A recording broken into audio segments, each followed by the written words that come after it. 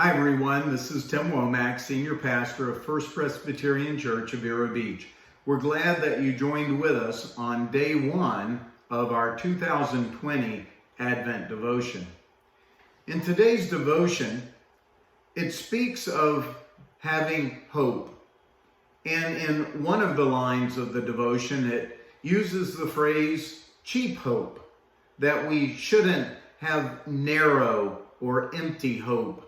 Hope like not getting caught in traffic, I think, is the illustration. It reminds me of a concept from Lutheran and German theologian Dietrich Bonhoeffer in his great book, Cheap Grace.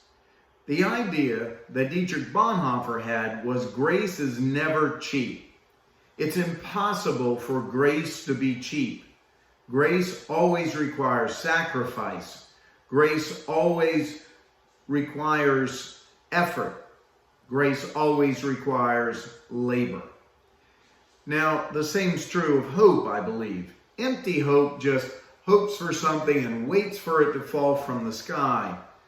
But I think the kind of Christian hope that Advent is all about is a hope that allows us to be participants in the journey. We're kind of like the gardener. The gardener doesn't just wait for a flower to bloom. The gardener takes great effort to ensure that that flower blooms. The gardener plants the flower.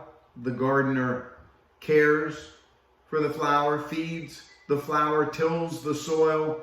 The gardener weeds around the plant. The gardener waters if needed. The gardener protects from sun if needed, protects from bugs and other things, rabbits, whatever it is that gardeners protect their plants from.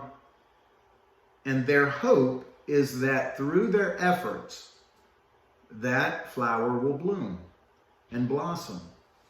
And that's kind of what our hope is in Advent. I think they make a great point in our devotion today that hope cannot be cheap. It has to be meaningful, expressive, and it requires our effort.